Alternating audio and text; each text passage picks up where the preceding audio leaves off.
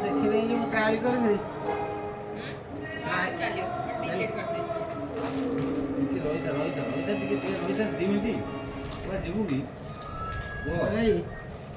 अरे बाबा अरे तो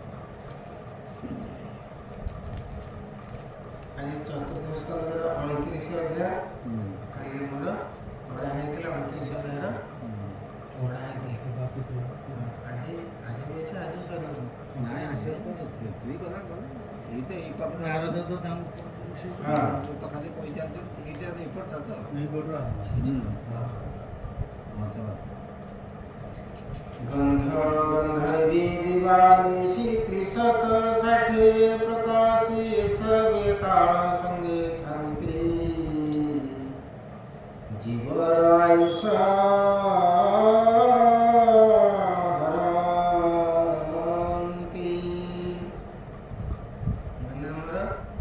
समोर असता असता एमती मन ଦିନ ବର୍ଷ ମାସ ଏକା ସମୟ ଯାକ ସବୁ 360 ଦିନ ଆମ ଗୋଟେ ବର୍ଷ ଅତିବାହିତ ହେଇଗଲା।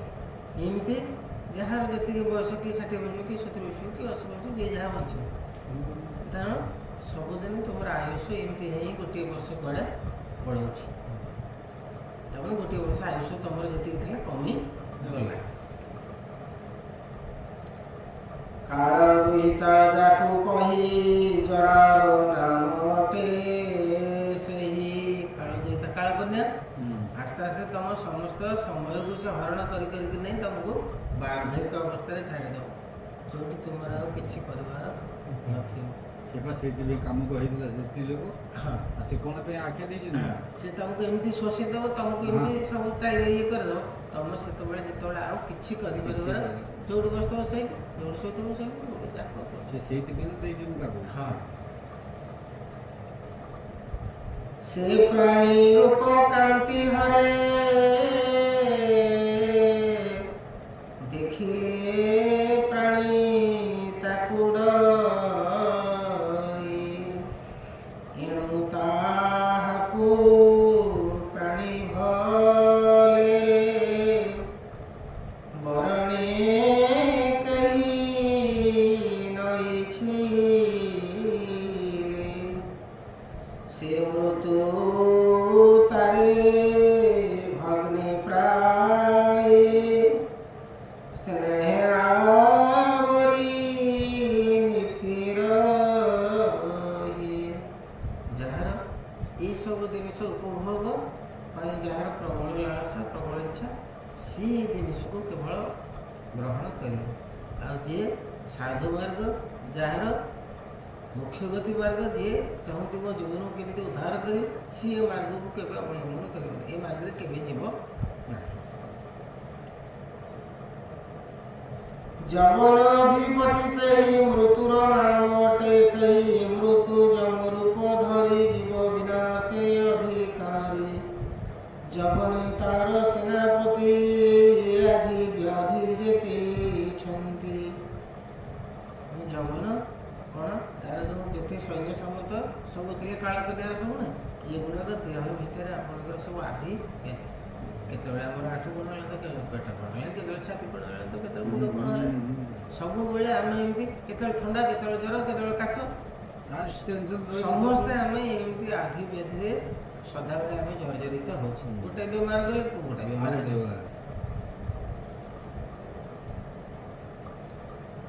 ଏ ଜୀବ ଏ ଆଦି ବ୍ୟାଧି ଯେତେଛନ୍ତି, ଏ ଜୀବ ଶରୀରେ ପୀଡ଼ନ୍ତି, ଏଣୁ ଏ ମୃତ୍ୟୁର ସଙ୍ଗତି ପ୍ରଜ୍ୱାର ଆଦି ଯେତେ ଜ୍ୱର ପ୍ରବେଶେ ନାଶନ୍ତି ଶରୀର, ବିବିଧ ଦୁଃଖେ ତାପତ୍ରୟୀ ପୀଡ଼ନ୍ତି ପ୍ରାଣ ଶେଷ ଯାଏ, ସତେ ସଂବତ୍ସର ପ୍ରମିତେ ଶରୀରେ ଥାନ୍ତି ଅବିରତେ, ପ୍ରାଣ ଇନ୍ଦ୍ରିୟ ମନ ଧର୍ମ ନିର୍ଗୁଣ ଆତ୍ମରେ ଅର୍ପିତ,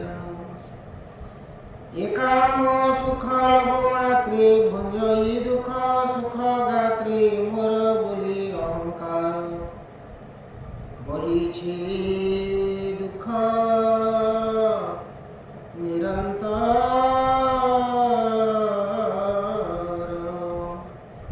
ପରମ ଆତ୍ମା ଭଗବାନ ଏ ସର୍ବ ହେତୁ ଚୈତନ୍ୟ, ଯାବତ ତାଙ୍କୁ ନ ଜାଣି, ଏ ଜୀବ ଭ୍ରମେ ଭ୍ରମୁଥାଏ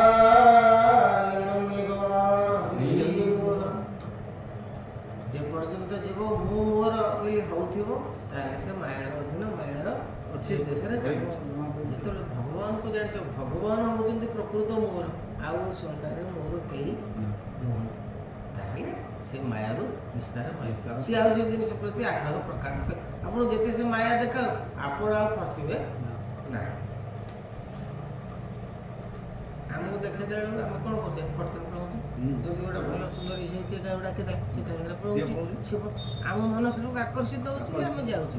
କିନ୍ତୁ ଆପଣ ଯଦି ପ୍ରକୃତ ତତ୍ତ୍ୱଟାକୁ ବୁଝିଯିବେ ସେ ଘୋଷାଡ଼ି ହେଇକିରି ଆପଣଙ୍କ ଉପରେ ପଡ଼ିଲେ ଆପଣ ତାକୁ ଛୁଇଁବେ, ଜାଣିବେ ଯେ ବାବା ଏଠି କିଛି ନାହିଁ ରସ, ଏଠି କିଛି ପ୍ରକୃତ କିଛି ନାହିଁ। ଆରେ ଟିକେ ଚିନ୍ତା କରିଦେବେ ହଁ ସବୁ କ୍ଲିୟର ହେଇଯିବ। କିଛି ଏତେ କ'ଣ ଅଛି ଆମେ ଅନୁଭବୀ ହେଇକି ଅଛେ ନା ଆଉ କିଛି ନାହିଁ। ବୟସ ହେଇଗଲାଣି ଆମେ ଜାଣୁଛେ ସିଏ କହୁଛନ୍ତି ତୁମେ ଯୋଉ ନାରୀ ସହିତ ମିଳନ ହେଇ ଯୋଉ ସୁଖ ପାଉଛ ସେ ସୁଖଟା ନାରୀ କତିରେ ନାହିଁ, ସେ ସୁଖଟା ତୁମ ପାଖରେ ଅଛି। ସେଇଟା ଯେତେବେଳେ ଅନୁଭବ କରିବ ନାରୀଟା ହଉଛି କେବଳ ମାଧ୍ୟମ ଗୋଟେ। ଆଚ୍ଛା ଯଦି ପୁରୁଷଟା ନପୁଂସକ ହେଇଥିବ ନାରୀ ଯେତେ 100ଟା ନାରୀ ଆଣିଲେ ସେ ତା କତିରୁ ସୁଖ ପାଇବ? ତାହେଲେ ସୁଖଟା କୋଉଠି ଅଛି? ପୁରୁଷ କତିରେ ଅଛି। ତୁମର ଯୋଉ ବ୍ରହ୍ମଟା ଯୋଉ ବିନ୍ଦୁଟା ତୁମକୁ ଦେଇଛନ୍ତି ଭଗବାନ ଯୋଉ ଶକ୍ତିଟା ସେ ଶକ୍ତିଟା ତମ ଭିତରେ ଅଛି ବୋଲି ତୁମେ ସେଠି ଗୋଟେ ମାଧ୍ୟମ ଦ୍ୱାରା ସୁଖ ପାଉଛ, କିନ୍ତୁ ସୁଖ ନାରୀ କତିରେ ନାହିଁ। ସେ ସେଇ ଯୋଉ କହିଲେ ଯେ ଏମାନେ କ'ଣ କରୁଛନ୍ତି ଆମେ ସେ ମାୟାବଧରେ ପଡ଼ି ଆମେ ସମସ୍ତେ ସମୟ ହେଇଯାଉଛୁ, ଆମେ ଜରା ବ୍ୟାଧି ଗ୍ରସ୍ତ ହେଇଯାଉଛେ। ସେତେବେଳକୁ ଆମର ଆଉ କିଛି ଚାରା ନାହିଁ କି କିଛି ଉପାୟ ନାହିଁ କି କିଛି ଆଉ ବଳ ବୟସ ନାହିଁ। ଦେଖୁନାହାନ୍ତି ରାମଦେବ ଯୋଗ କରୁଛି ସେ କେତେ ସ୍ପିଡରେ କେତେ ଲୋକଙ୍କୁ ଟେକି ଫୋପାଡ଼ି ଦଉଛି। ଏଡ଼ିକି ଲୋକଟା ଲୋକଟା କପିଲ ଦେବକୁ ଧରି ପଡ଼ିଲା, କପିଲ ଦେବ ଯୋଉ ଶୋ କରୁଛି ଧରି ପକେଇଲା ଯେ ଆଉ ଚଞ୍ଚଳ ହେଇପାରିଲାନି, ପଳେଇବୁ କୁଆଡ଼େ ଧରିଲା ଟେକିଲା କାନ୍ଧରେ ପକେଇଲା ପଳେଇଲା ସେ ଭିତରେ ହଲ ଭିତରେ କହୁଛି ନୁଚୁଛୁ କ'ଣ ଆସିକି ସେ ପେଟ ଲଗେଇ ଦଉଛନ୍ତି ପେଟରେ ଯାଇ ପଛପଟେ ଲାଗି ଯାଉଛି। ସେ ଏଇଟା ଏମିତି ବୁଲୁଛି ଆପଣ ଚିନ୍ତା କଲେ ସେ ପେଟ ବୁଢ଼ା ହେଇକି ବୁଲୁଛି ସେ ଭିତରେ ଏମିତି କରିଦେଇକି ପୁରା ମାରୁଛି। ଯୋଗର ଯଦି ନଥାନ୍ତା ଶକ୍ତି ସେ ପୃଥିବୀ ସାରା କ'ଣ ଓଲା ବୋଲି ଗ୍ରହଣ କରୁଛନ୍ତି? ସେ ବା କହିଲା ଗ୍ୟାରେଣ୍ଟି କଲା କରୋନା ମତେ ହବନି, ତମକୁ ହଉ ନ ହଉ ସେ କଥା ମୁଁ କହିପାରିବିନି, କିନ୍ତୁ ମତେ କରୋନା ହବନି ମୁଁ ଗ୍ୟାରେଣ୍ଟି କଲି। କରୋନା ହେଲା ପ୍ରୋଟେକ୍ସନ ତା ଦେହରେ ସେମିତି ଅଛି, ଆଣ୍ଠି ବଡି ପୁରା ଫୁଲ ଅଛି। ପୁରା ସେ କ'ଣ ଖାଉଛନ୍ତି? ସେ ମଦ ପିଉଛନ୍ତି, ମାଛ ଖାଉଛନ୍ତି, କୌଣସି ଜିନିଷ ଖାଉଛନ୍ତି। ତେଣୁ ଶକ୍ତିଟା ତୁମ ନିଜ ପାଖରେ ଅଛି। ତମର ଯଦି ମନ ଭଲ ରହିବ ଆଉ ସଂଯମରେ ରହିବ ତୁମ ଅଟୋମେଟିକ କିଛି ଏତିକି ଖାଇକିରି ତମ ଦେହରେ ପ୍ରଚୁର ଶକ୍ତି ହେଇଯିବ। ଆମେ ବା ଧଡ଼ରା ଆମ କତିରେ କିଛି ନାହିଁ, ବାଉଁଶ ଧଡ଼ ଧଡ଼ ବାଉଛି ସେମିତି ଆମେ ଧଡ଼ରା।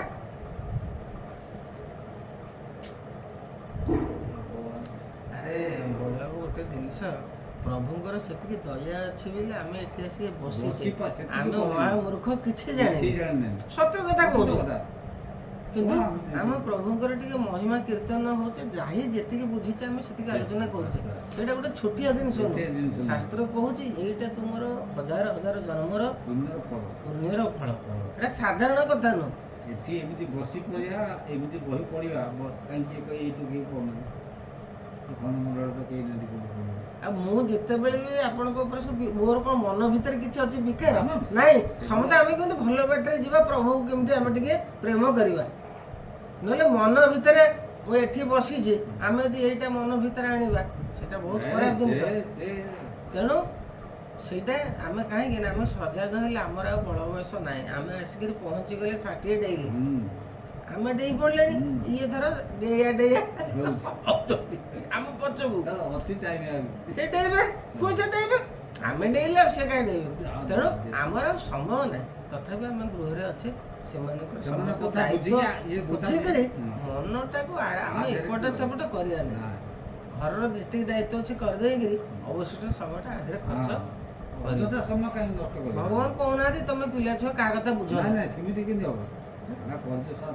ତୁମେ ତାକୁ ରୋଜଗାର କରିଛ, ପିଲାଟାକୁ ଜନ୍ମ ଦେଇଛ, ତାର କାର୍ଯ୍ୟରେ ନିଯୁକ୍ତ କରିବାର ଦାୟିତ୍ୱ ହଉଛି ତୁମର।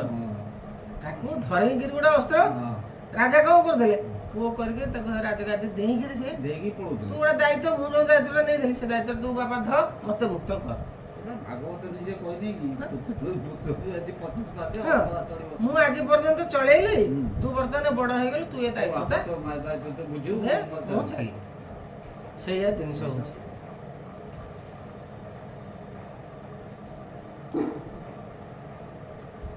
ପଶ୍ଚାତେ ଲଢ଼େ ବହୁ ଦୁଃଖ ଭାବ ନ ଜାଣେ ମୂର୍ଖ ତାମସ କର୍ମରେ ଯେ ଫଳ, ସେ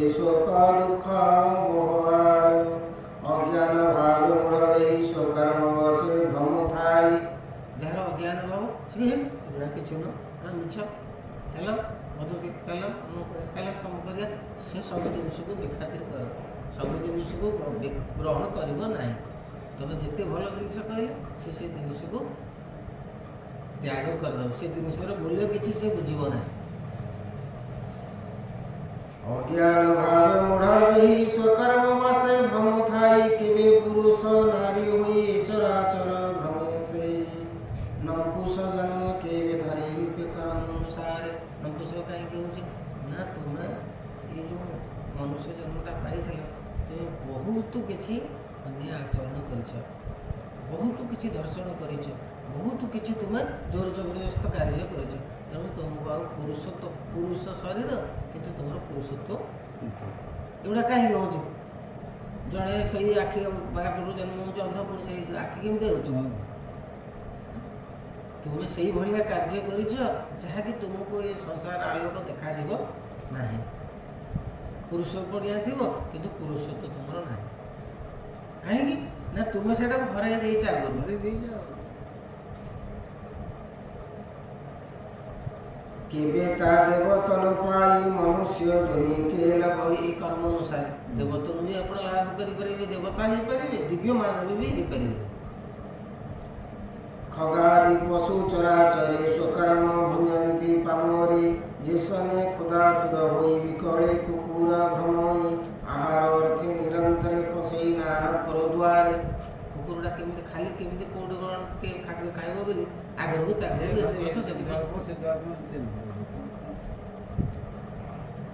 କାହିଁ ବା ଆହାର ମିଳଇ କାହିଁ ନିର୍ଘାତେ ଦଣ୍ଡ ପାଇକି ଦିଏ ଦିଅ ଦୟା କରି ଦେଲେ କିଏ କଷିକିରି ଦିଏ ପାହାରେ କିଏ ଗରମ ପାଣି ପକେଇ ଦିଏ ଆମେ ଦେଖୁଛୁ ସର୍ବେ ବୋଲନ୍ତି ମାର ମାର ଦୁଷ୍ଟ ସଜନ ଆଦିନର ତା ଭାବେ କର୍ମ ଶତ୍ରୁ ପଡ଼େ ନିରତେ ଦଣ୍ଡେ ଅନୁକ୍ଷଣେ ପ୍ରାଭବ ଭର୍ଷଣ ଅନେକ ପାଇ ସେ ଭ୍ରମେ ଅତିର ସବୁଠୁ ଭର୍ଷଣା ତାଡ଼ନା ମାଡ଼ ଖାଉଛି ପୁଣି ପେଟ ପୁଣି ଯାଉଛି ପହଞ୍ଚି ଯାଉଛି ସେ କହୁଛି ଏଗୁଡ଼ିକ ତା କର୍ମର ସବୁ ଆଣିକି ଆସିଛି ଏଇ ପ୍ରକାର ସିଏ ସେଇଭଳିଆ କର୍ମ କରିଛି ବୋଲି ତାକୁ ଏ ଅବସ୍ଥା ଭୋଗ କରିବାକୁ ପଡ଼ୁଛି ଆମେ ସେଇଟା ବୁଝିବା ଦରକାର ଲୋକ ଏ ଲୋକ କ'ଣ ବୁଝୁଛନ୍ତି ସେ ରୂପେ ଜୀବ ସଂଜାତ ସ୍ୱକର୍ମ ବଳାତ ଜାତ ଏଣୁ ଏ କାମ ଆସେ ମୋହି ନିରତେ କର୍ମେ ଭ୍ରମେ ଦେହି କେବେ ବା ଊର୍ଦ୍ଧ୍ୱେ ଭୋଗ करे କେବେ ବା ଅଧ ମଧ୍ୟମ ପୁରେ ଏମନ୍ତେ ଉଚ୍ଚ ନିଚେ ଭ୍ରମି କର୍ମ ଭଞ୍ଜଇ ଦୁଃଖେ ଶ୍ରମି ସେ ଲୋକଟା ଦିବ୍ୟ କର୍ମ କରି ଦେବତା ହେଇଯାଉଛି ସେ ମାନବ ହେଇଯାଉଛି ସେ ପୁଣି ପଶୁପକ୍ଷୀ ହେଇଯାଉଛି ନିଚ କର୍ମ କରିକିରି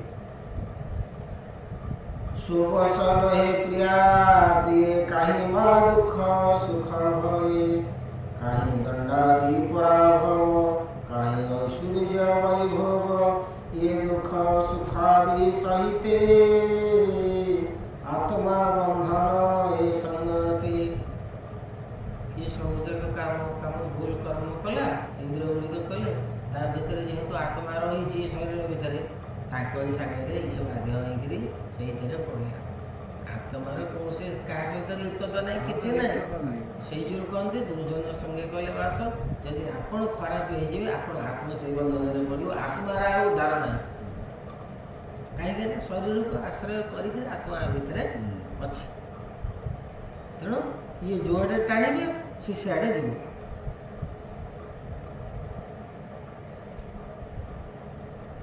जेबे प्रतिकार इच्छय अति दुखरे दुखी होई जेसने प्राणी शिर भार उश्वासी रखई कंधर से की ताहार भार हे तेसन प्रति दुख दे मुंडरे जेतले आपन गोटा मुंडेचते 20 किलो 30 किलो धान मुंड जेतले ओजन नहीं होत कोन करु ना कांधरे टिके थई न मुंडटा जेतले व्यस्त लागुची कांधरे टिके थई न पुणी मुंड को किंतु से लोकटा से जिनिसटा को बहुत मुंडे बहु कांधे बहु पिठरे सी जिनिस जेहेतु ताकू से आनी सी नहीं लक्ष्य बही जमी न कर्मर कर्मटी केवल नहे एकांत प्रतिकार जेपर्यंत तुम्हें कर्म करुव आसक्ति ଏବଂ ଫଳ ପାଇବା ଇଚ୍ଛାରେ ସେ ପର୍ଯ୍ୟନ୍ତ ତମେ ଏ ଭାରକୁ ବୋହି ବୋହିକିରି ଚାଲୁଥିବ। କେହି ତମକୁ ତା ମୁଣ୍ଡରୁ ତାକୁ ଓହ୍ଲାଇବେ ନାହିଁ। ସେଇ ଘୋଡ଼ରେ ନିଅ ପିଠରେ ନିଅ, ତମେ ହିଁ ନିଜେ ବୋହିବ ସେ ଭାରକୁ ସବୁ। କାହିଁକି ନା ସମସ୍ତେ କର୍ମ କରିକିରି ତାର ଫଳର ପ୍ରତୀକ୍ଷା କରିଛ। ଭଗବାନ କହିଲେ ଯେ ତୁମେ କର୍ମ କରିବାର ତୁମର ଅଧିକାର ଅଛି, ଫଳ କ'ଣ ପାଇବ ତମର ସେ କଥା ଚିନ୍ତା କର ନା। ତୁମେ କେବଳ ମହତ୍ କାର୍ଯ୍ୟ କର। ଫଳ ଦେବା ଲୋକ ମୁଁ ବିଚାର କରୁଛି, ମୁଁ ତୁମକୁ କ'ଣ ଦେବି ମୁଁ ସେ କଥା ଜାଣିଛି। ମୋତେ ତୁମେ କିଛି ମାଗ ନା କି ଫଳ ଆଶା କର ନା। অবিদ্যা মার্গ কর্ম দুই কর্মে কি কর্ম নাশ হই যেসনে শয়নে স্বপন দেখই বিবিধ বিধান প্রতীত হয়ে নিদ্রাগত সত্য মনে তার জাগ্রত নিদ্রারে শোছি। স্বপ্ন দেখুন কোটিপতি হয়ে রাজা হয়ে নিদ ভাঙিলা বেড়ে ଯେଉଁ ଭିମିତି ସେଇ ଭିକାରୀ। ସେମିତି ମଣିଷ ଯେତେ ସ୍ୱପ୍ନ ଦେଖୁଛି, ଯେପର୍ଯ୍ୟନ୍ତ ତାର ଆତ୍ମଜ୍ଞାନ ଉଦୟ ନ ହେଇଛି ସେ ପର୍ଯ୍ୟନ୍ତ ତାକୁ ଏ ଦୁଃଖ ଯନ୍ତ୍ରଣାରୁ କେହି ମୁକ୍ତ କରିପାରିବା ନାହିଁ।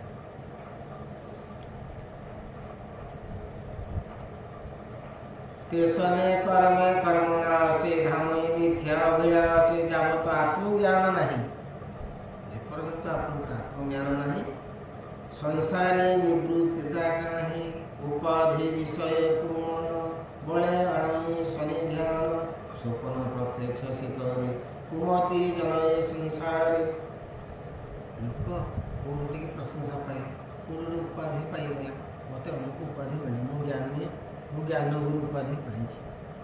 ତା ମନରେ ଗୋଟେ ଅହଙ୍କାର ଆସିଗଲା ଯେ ମୁଁ ପ୍ରକୃତରେ ସବୁ ଜାଣିଛି ବୋଲି ଜ୍ଞାନଗୁରୁ ଉପାଧି ପାଉନାହାନ୍ତି। ସବୁ ଜ୍ଞାନଗୁରୁ ଉପାଧି ପାଉନାହାନ୍ତି। ଯେକୌଣସି ଉପାଧି ପ୍ରଶଂସା, ଲୋକ ବହୁତ ପ୍ରଶଂସା ଏଗୁଡ଼ାକ ତୁମେ ଯେତେବେଳେ କହୁଛ ତମ ମନରେ ଅହଙ୍କାର ଭାବଟା ଜାଗ୍ରତ ହେଉଛି, ଆସିବ। ଆଉ ଆଚ୍ଛା, ଯଦି ସେତେବେଳେ ଖୁସି ହେଉଛ, ତମ ଗାଳି ଦେଲାବେଳୁ ନିନ୍ଦା କଲାବେଳୁ କାହିଁକି ତମେ କ୍ଷୁବ୍ଧ ହେଉଛ? ତାକୁ ତ ଆନନ୍ଦରେ ଗ୍ରହଣ କରୁନା। ମୁଁ ବଳକୁ ଭଲ କହିଲା ବେଳେ ସେ ଖୁସି ହୁଅନ୍ତେ, ଖରାପ ଯଦି କହିଲେ ଆପଣ ସେ ଖୁସି ହୁଅନ୍ତେ, ତାହେଲେ ଆପଣଙ୍କ ଭିତରୁ ଆଉ କିଛି ପ୍ରବେଶ କରିବ ନାହିଁ। କିନ୍ତୁ ତମେ ଭଲଟାକୁ ଗ୍ରହଣ କଲ, ଖରାପଟାକୁ ଗ୍ରହଣ କଲ। ସବୁ କର୍ତ୍ତବ୍ୟ କରିବା, ସବୁ କରିବା, ଏଇ ଯେଉଁ ପ୍ରଶଂସା ଉତ୍ପାତ ହେବା, ଏ ଯେଉଁ କ'ଣ ମୁଁ ଏ ଗର୍ବ କଲି, ମୋତେ ଏମିତି କହୁଛନ୍ତି ସେମିତି କହୁଛନ୍ତି, ଆରେ ଏଗୁଡ଼ା କ'ଣ ମୋର ଦରକାର? ସେ କିଏ କ'ଣ କହୁଛି କହୁଥାଉ, ତୁମ କରୁଛ ସେ କାହିଁ ଭାବିବା।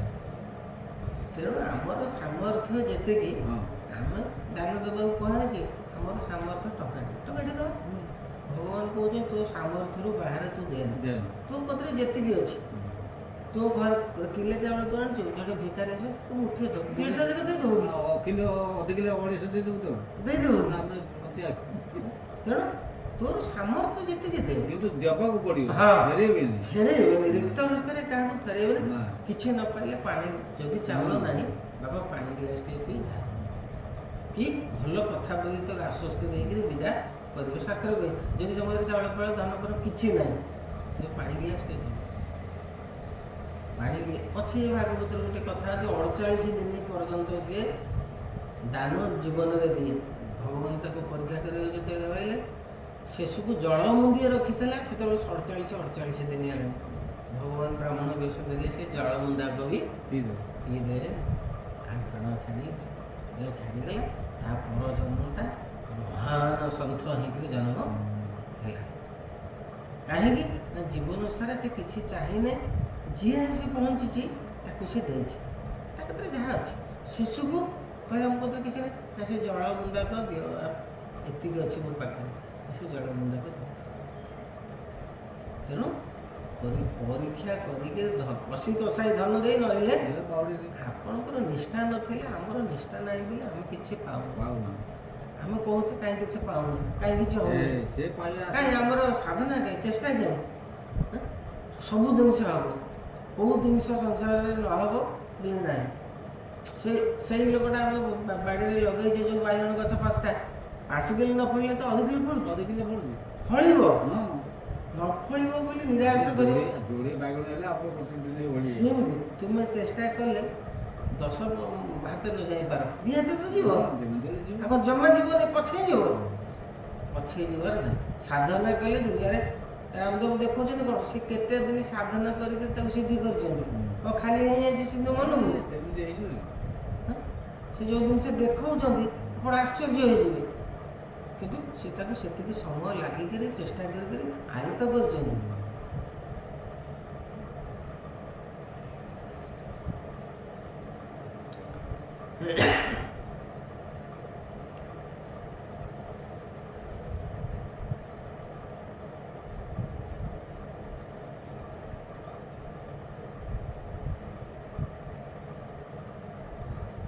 उपाधि विषय कुमन बड़ाई सन ध्यान स्वप्न प्रत्यक्ष से करे कुमति अनय संसारे अनर्थ हेतु संसार निरते घोर भयंकर निरते गतागते भ्रमी जन्म मरणे पथ श्रमी एणु जीवर पाल नाही चराचरे भमे बसे परम गुरु भगवान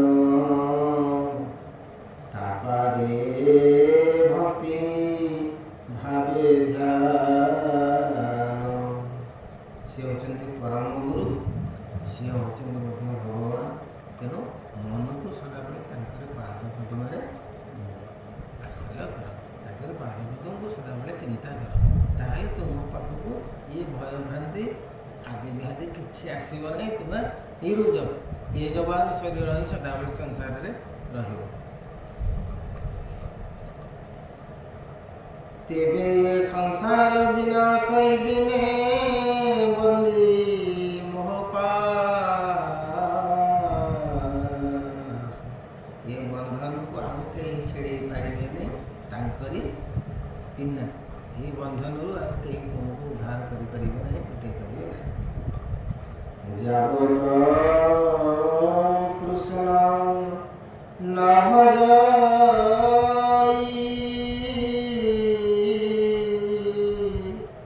तावत जीवती का भगवान नाम को भजन करने ही पड़ो ता बिना आउ कहीं आपन को मुक्ति दे परिबे नहीं बा ये भय रु कहीं आपन को निर्भय अभय कहीं करि परिबे नहीं। जेबे भक्ति जोगिना भजई गोविंद पयर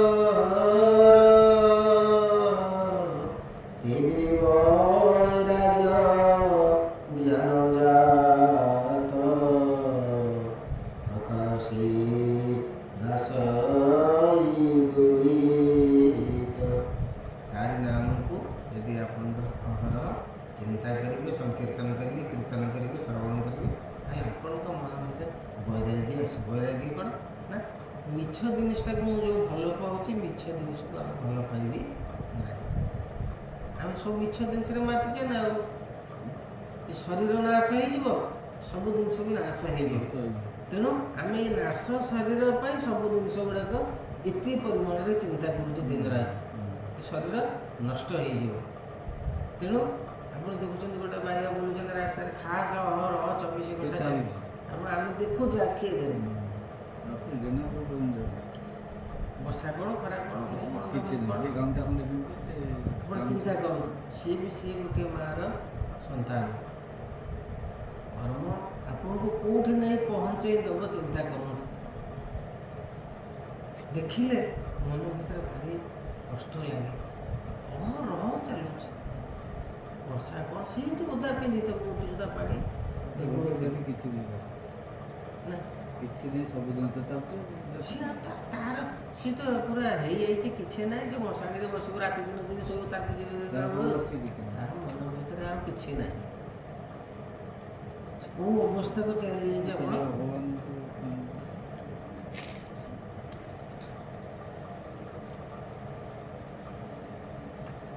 तेबे वैराग्य ज्ञान जात प्रकाशी नाशई दुरित से ज्ञाने कृष्ण पादे मति हरिहरने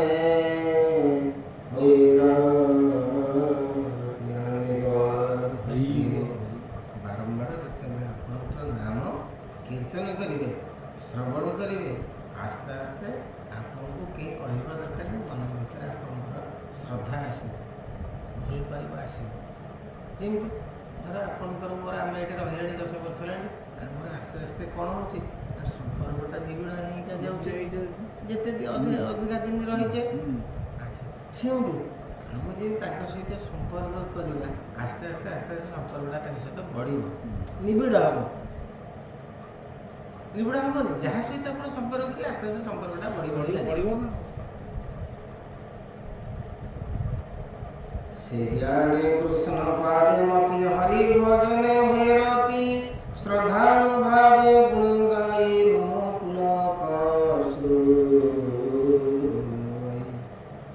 ହରିନାମ ଭଜନ ହେଉଛି ବୋଲି କେମିତି ଜାଣିବେ ନା ଆପଣ ଯେତେବେଳେ ଦେଖିଦେବେ ତାଙ୍କର ଆଖିରୁ ଧାର ଧାର ଲୁହ ବୋହିକିରି ପାଦ ପର୍ଯ୍ୟନ୍ତ ନିଗିଡ଼ି ପଡ଼ୁଛି। ମୁଁ ସେ ସମ୍ବଲପୁର ଲୋକଟାକୁ ମନେ ପକଉଛି ସବୁବେଳେ କୀର୍ତ୍ତନ କରୁଛି ବହିରେ। ହଁ, କୀର୍ତ୍ତନ କରୁଛି, ହରି କୀର୍ତ୍ତନ ଭାଗ୍ୟବାନ କରିଚାଲିଛି, କଷ୍ଟ କରି ନା କ'ଣ ଚାଲିଛି ତାଙ୍କର, ଗିନି ମାରୁଛି ସେତିକି ଭଗବାନଙ୍କ ନାମ ଗାଇଦେଇ ଚାଲିଗଲା, କି ଭାଗ୍ୟରେ ସିଧାସଳଖ ତାର ଆଉ କୋଉଠି ଠାକିବ। ଡାଇରେକ୍ଟ ଆପଣ ଦେଖନ୍ତୁ ସବୁ ଜିନିଷ ଥୁଆ ହେଇଛି ଆଖି ଆଗରେ, ଆମେ ଯଦି ତାକୁ ବିଶ୍ୱାସ ନ କରିବା ଆଉ କିଏ କ'ଣ କରିବ?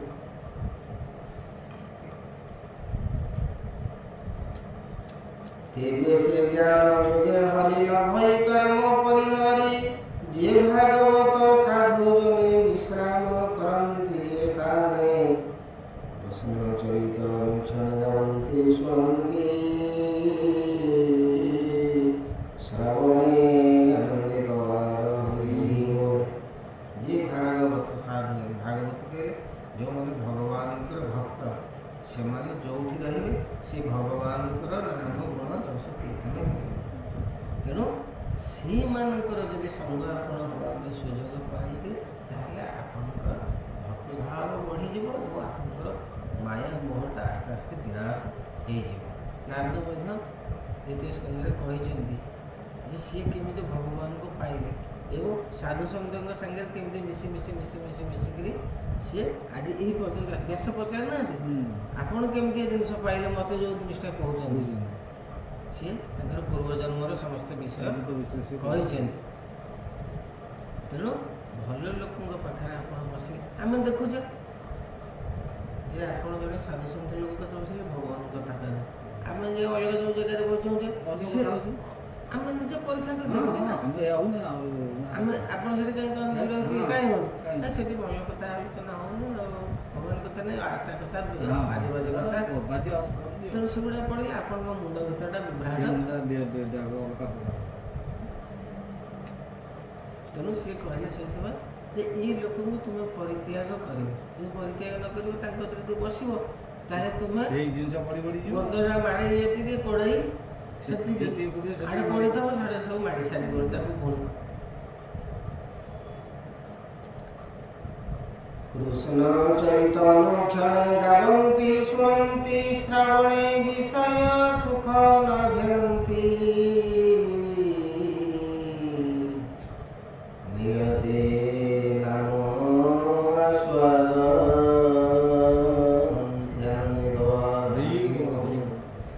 ସେ ସ୍ଥାନେ ନାମ ସୁଧାରଇ, ଶ୍ରାବଣେ ସର୍ବଦିଗେ ଯାନ୍ତି। ଭଗବାନଙ୍କ ନାମ କୀର୍ତ୍ତନ ଯେତେ ବାଟ ପର୍ଯ୍ୟନ୍ତ ହେଉଥିବ, ସେ କହୁଛନ୍ତି ସବୁଆଡ଼କୁ ଅମୃତର ନଦୀ ବହି ଯାଉଛି, ପୁରା ପାପ କ୍ଷୟ ହେଇଯିବ। ଯେତେ ପର୍ଯ୍ୟନ୍ତ ହରିନାମ ଶବ୍ଦ ଶୁଣୁଥିବ ସେତେ ହରିନାମ କୃଷ୍ଣ ନାମ ଯେତେ ଦୂର ଯାଏ ସେ ବୁଝିଲେ ନା। ଏ ଯେଉଁ ଅଷ୍ଟପରିଚୟ ହେଉଛି ଏ ମାଇକ୍ରେ ସବୁ ଡିକ୍ଲେୟାର କରୁଛନ୍ତି, ଆଗ ପାଟିରେ ବୋଲୁଥିଲେ ମାଇକ୍ ଥିଲା ନା କ'ଣ ଥିଲା, ପିଲାବେଳେ କ'ଣ ଥିଲା କି ସବୁ କୀର୍ତ୍ତନ କରୁଥିଲେ, ଯେଉଁ ମାଇକ୍ ସେ ଯେଉଁ ପର୍ଯ୍ୟନ୍ତ ସେ ଆବାଜ ବାଜୁଥିବ ସେ ପର୍ଯ୍ୟନ୍ତ ସେ ପାପ ତା ନାଁରେ ଏତେ ଜୋର ଅଛି ସେ ହରି ନାମ ମହାମନ୍ତ୍ରରେ, ମହାମନ୍ତ୍ର ନାମଟି ସଦାବେଳେ ଯଦି ଜପୁଥିବ ତୁମକୁ କିଛି ସେ ମାୟା ଗ୍ରାସ କରିପାରିବ ନା। ସେ ପାଖକୁ ତମ ଦେହର ହେଇଗଲା ବଳକୁ ଭେଦ କରିଦେବ ଶକ୍ତିଟା ତା ଭିତରେ ଏମିତି ଜାଗ୍ରତ ହେଇଯିବ ତା ଭିତରକୁ ସିଏ ଭୁଲ ଜିନିଷ ଆରେ ମୁଁ ଘରେ ପରିବା କାଟୁଛି ସେ ତାକୁ ବୁଲି ବୁଲିକି ପରିବା କାଟୁଛି ସିଏ କହିଲା କ'ଣ ଏମିତି ହେଇଗଲାଣି ବା ମନେ ପଡ଼ିଲା ତ ବୁଲି ନାଇଁ ସେଟା ବହୁତ ବଡ଼ ଜିନିଷ ସେଟା ଛୋଟିଆ ଜିନିଷ ସେ ହଉ ହଉ ଆସ୍ତେ ଆସ୍ତେ ସିଏ ଅଭ୍ୟାସ ହେଇଯିବ ଆସ୍ତେ ଆସ୍ତେ ଆସ୍ତେ ଆସ୍ତେ ହେଇଯିବ ସେଇଟା ମୁଁ ତା ଚେଷ୍ଟା କରୁଛି ସେଇ ଆରମ୍ଭଟା ବି ଆପଣଙ୍କ କୋଟି କୋଟି ଜନ୍ମରେ ହୁଏନି ଯେହେତୁ ଆରମ୍ଭ ହେଇଛି ସେଟା ଆଗକୁ ଆଗକୁ ଯିବ ସେ ଆଉ ପଛେଇବ ନାହିଁ ଭଗବାନ ସେଇଥିପାଇଁ ଗୀତାରେ କହେ ଯେ ସ୍ୱଳ୍ପ ମପସ୍ୟ ଧର୍ମସ୍ୟ ତ୍ରାୟତେ ମହତ୍ଵ ଯଦି ତୁମେ ସେ ଭଲ କାମକୁ ଥରେ ଆରମ୍ଭ କରିଦେଇଛ ସେ ତୁମକୁ ଆଗକୁ ଆଗକୁ ନ ବସେ ନା କେବେ ପଛକୁ ପଛ ଟାଣିବ ନାହିଁ ଏ ଛୋଟିଆ ଜିନିଷ ନୁହଁ ସେଇ ପରିବା କାଟନ୍ତୁ ରୋଷେଇକୁ ବିଶେଷ ପୂଜା କରିକି ଗୀତାର ଅଧ୍ୟୟନ ପଢ଼େ ସେ କାହିଁକି ବେଶୀ ସେ ଗୀତାଟାକୁ ସେ ନିହାତି ପଢ଼ିବେ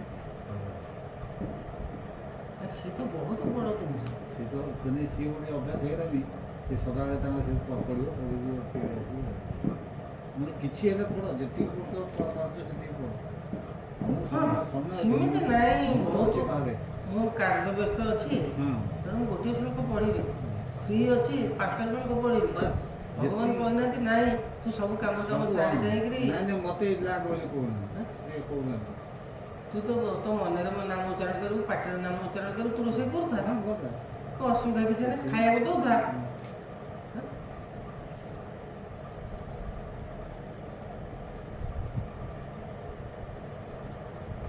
जे श्रुति द्वारिता पिबन्ति माया बन्धो निस्तरन्ति सुख मोह परिहारे सत्संगे भव सिन्धुतरे जनो अज्ञान सुख मोहे विवेकहीने दुख सहे एणुता कृष्णे लोहिरति तानमे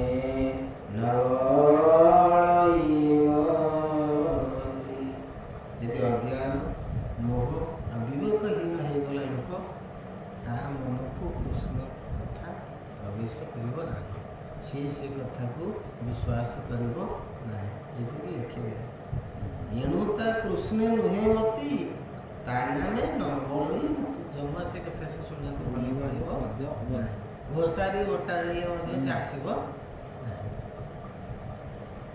ଯାବତ ସାଧୁ ସଙ୍ଗତା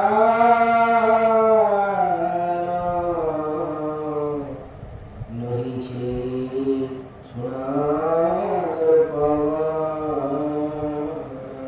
तावत नहे सदगति यज्ञादि कर्मे न तरन्ति निश्चय कहिलु राजन सत्संग भक्ति पादन कृष्ण प्रापत मार्ग एहि अन्यत्र जीव गति नाहि आ बिना अन्य कौनसी बाट नहीं ये जीव उद्धार हब ब्रह्मा शंकर दक्ष मनो विशुद्ध सनकादितनु मरीच्य त्रिअंगिरस पुलह पुलस्त्य प्रकाश क्रतु अगस्ति वसिष्ठादि अपरे जेते ब्रह्मवादि भृगादि आम्भे जेते मुनि आद्यापि न पारिलु चिन्हि आम्भे जीवन सारे एते तपस्या करी भगवान को चिन्हि पाऊँ ठीक भाव नारद कहते प्राचीन नंबर एक कथा ये वशिष्ठ भृगु अंगिरा कुल्ह पुलस्त्य जिते ऋषि अच्छे सब ब्रह्मवादी ऋषि आम्भे समाधि जुग बड़े देखी न देखू ताकू बड़े से देखी देखांती सर्वको दृष्टिर दृष्टि करितांकु से आत्मा सर्वजीव हेतु जीव भ्रमे न जानी तत्तु जे वेद शास्त्रे अगोचर अदृश्य अति सुखमतर एणु के वेद मार्गे आणे अव्यक्त ब्रह्म सुरगणे से वेद दुस्तर विस्तार ताहार नाही अंत पार वेद विहित जेते कर्म यज्ञ आचरि मुनि भानु इंद्रादि देवंकु पूजन्ति एणु ए ब्रह्म जानन्ति से हरि जाए करे दये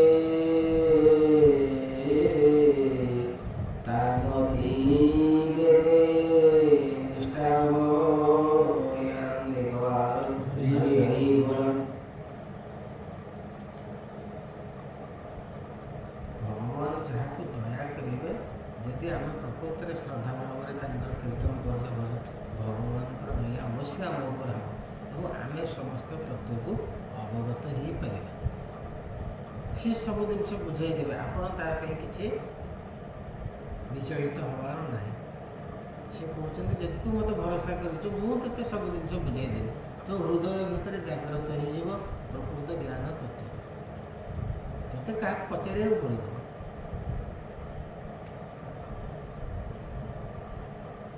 रुचि निमंते कर्म फल कर्म विनाशे ज्ञान बल ज्ञान मलिन बुद्धि जगवन्ति समाने वेद कर्म चिन्ति अज्ञानी बुरी तांकु जानु से आत्मा न करे प्रमाण। वेदर कर्म फल ना ये कर्म मान कले ये यज्ञ कले ये आमुक कले मोर ये फल प्राप्ति हो, ये गुणिक सब होची मोह जनित अज्ञान जनित कर्म, ये आत्मा को उद्धार करिवार मार्ग नुहे। जे हरि जे आत्मा तत्व हरि पाई ताहा न बुझी कर्मे बाई, तू राजा कर्म कांडे भोळ तू यज्ञ कर्म महिस्थळ। अरे प्राचीन बरई तू यज्ञ करुच अमुक करुच समूह करुच केमती मु स्वर्ग इंद्र हेबी विभिन्न प्रकार ऐश्वर्य भोग करी, एगुड़ाक तोर सब अज्ञान जनित कर्म।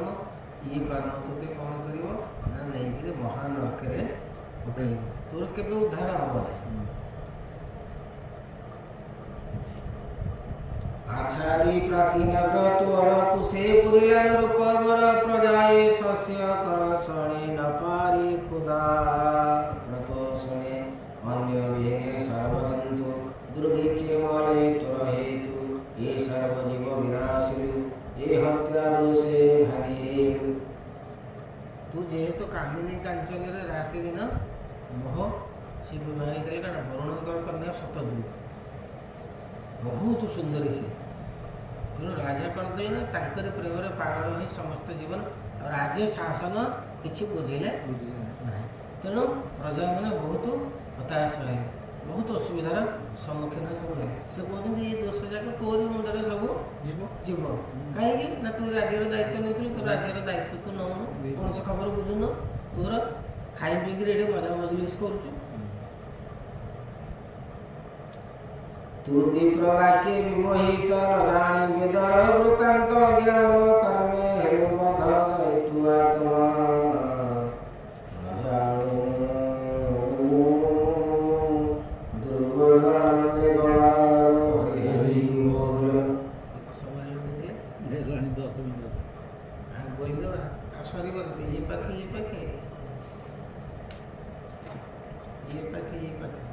नहीं ये तो सर आज सर काली भी सर आम न बुझे पढ़दे कौन हम किसी नहीं दूर पढ़े पढ़ले तो सर कही पढ़े के बहुत बना सबटा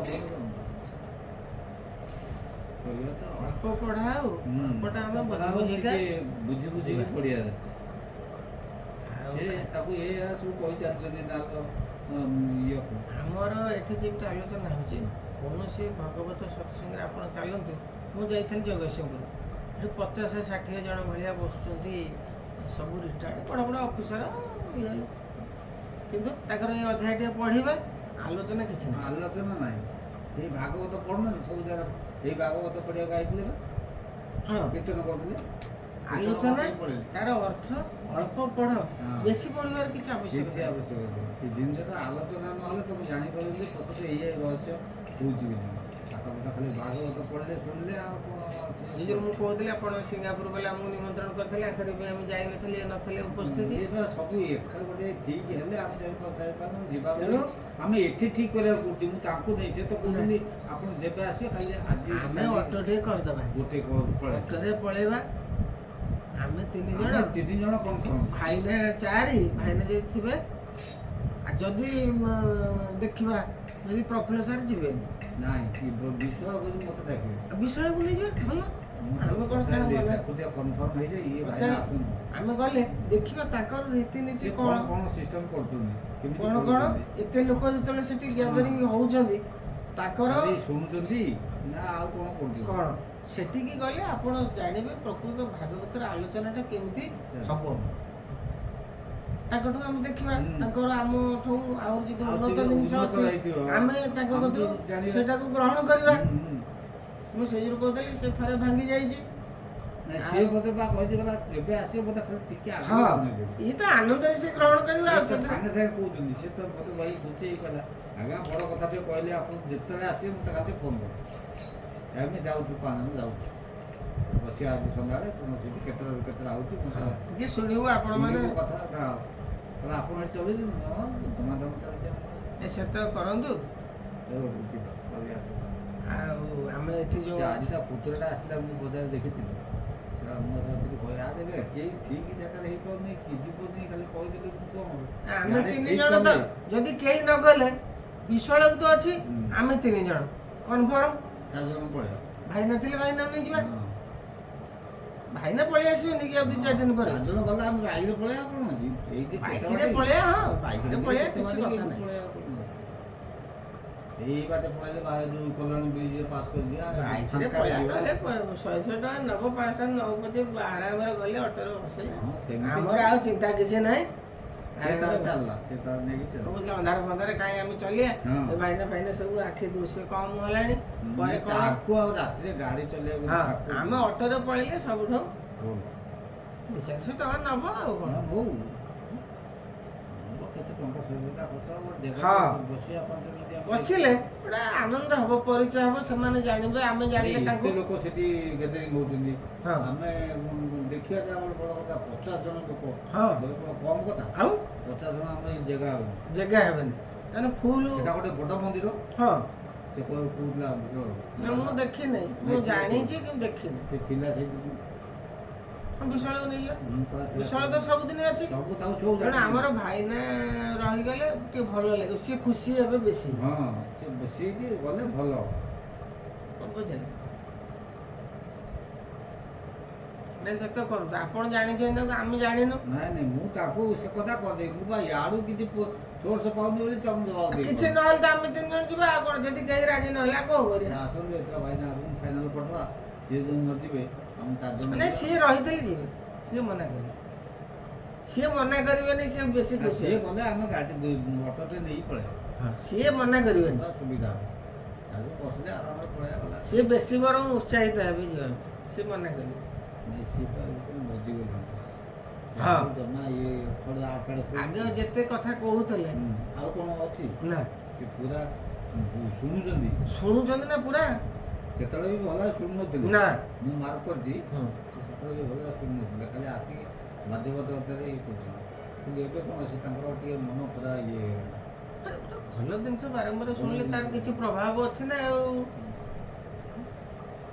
ତେଣୁ ଏଇଟା ବାରମ୍ବାର କଲେ କାହିଁକି ନା ଭଲ ପଏଣ୍ଟ ଗୁଡ଼ା କହୁଛନ୍ତି ତାଙ୍କର ପଏଣ୍ଟ ଉପରେ ଭଲ ଇଏ କ'ଣ କିନ୍ତୁ ଇଏ ଆରି ଉପରେ ନଥିଲା ସେତେ ଇଏ ତାଙ୍କର ଭଲ ପଶିଗଲାଣି ମୁଣ୍ଡ ଭିତରେ ଏମିତି ପଶିଗଲେ ସେ ଅଟୋମେଟିକ୍ ଲୋକ ଠିକ୍ ବାଟେ ଆମର ଯେତେ ସିଏ ତ ସଜାଡ଼ି ହେଇଗଲେଣି ଆପଣ ବି ଭଗବାନଙ୍କ ନାମ କୀର୍ତ୍ତନ କରୁଛନ୍ତି ସବୁ ଆମର କେହି ଅସୁବିଧା ନାହିଁ ନା କେବଳ ଆମ ଭିତରୁ ପ୍ରଫୁଲ୍ଲ ସାର୍ ବାହାରି ଯାଇଛନ୍ତି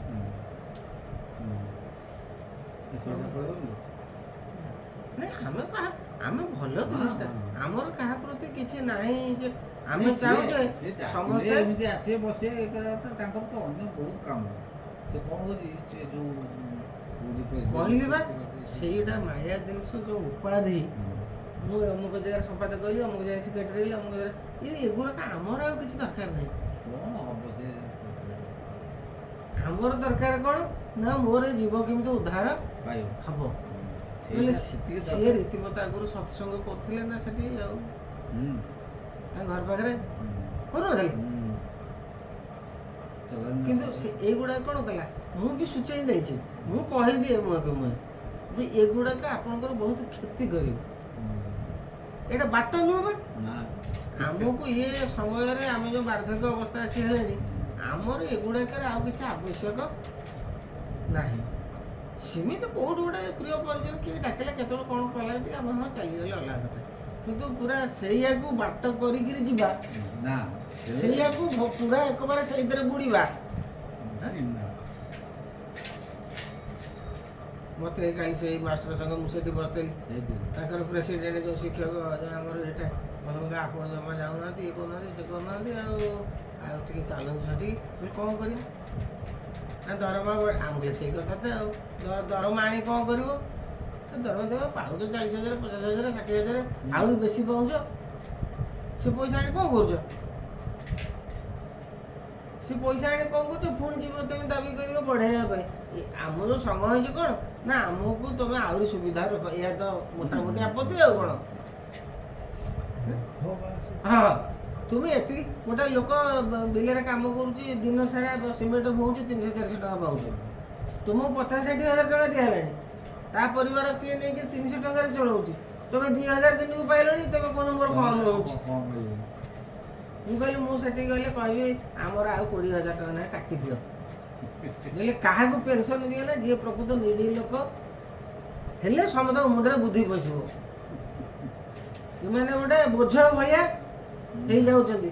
କିଛି ଲୋକ ତମେ ଦେଖ ଖାଲି ଖାଇ ପିଇକିରି ମାମଲତି କରୁଛନ୍ତି ଆଉ କିଛି କାମ ଜୀବନଟାକୁ ପୁରା ବର୍ବାଦ କରୁଛନ୍ତି। ସେଇଆ ତ କରୁଛନ୍ତି କେତେ ଲୋକ ମୁଁ ଦେଖିଛି। ସରକାର ଦେଇଛି ଯେ ଏମାନେ ମୋ କତିରେ ଏତେ ଦିନ କାମ କଲେ ତାଙ୍କୁ ମୁଁ ସାହାଯ୍ୟ କରୁଛି। ଏମାନେ ଏ ବୃଦ୍ଧ ବୟସରେ ଆଉ ହତାଶ ହେବେ ନାହିଁ। ତେଣୁ ଏମାନେ ଆମର ଏଇଟା ସନ୍ନ୍ୟାସ ବୟସ। ତେଣୁ ଆମେ ସନ୍ନ୍ୟାସୋଚିତ କାର୍ଯ୍ୟ କରିବା ଯଦି ସଂସାରରେ ଅଛେ। ଆଉ ପୁଣି କ'ଣ ଯିବା ସେଠିକି ଆପତ୍ତି କରିବାକୁ ଦରମା ବଢ଼ା ଆମର ପେନସନ୍ ବଢ଼ା ଏଇ ସୁବିଧା ବଢ଼େ ତା ସେ ଅଟୋମେଟିକ୍ ପଡ଼ିବ। ଆମେ କ'ଣ ପାଇଁ ବାଡ଼ି ଦେଇଦିଅ? ମୁଁ କହିଲି 100 ଟଙ୍କା ନା ପ୍ରତି ମାସରେ ଚାନ୍ଦା କରୁନା। ଯେଉଁଗୁଡ଼ା ତୁଷ କିଏ ବାହା କରୁନି କିଏ ଘର କରିପାରୁନି ନେଇକି ତାକୁ 20,000 30,000 50,000 ଦେଇଦେବେ। ତାର ଘର ନହେଲେ ଘର ତିଆରି କରିଦେବ। ଏଇଟା କରୁନା ଆମେ ଯିବୁ ପହଞ୍ଚିବୁ। ଆଉ ଆମରି କଥାକୁ ଖାଲି ପୂରଣ କର ଯାଇକି ମୁଁ ଟିକେ ଚିନ୍ତା କରୁଛି ଏ ପେନସନ୍ କେମିତି ଆଙ୍କର ବନ୍ଦ କରିବି।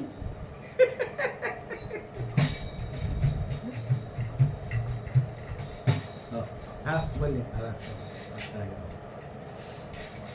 हरे कृष्ण हरे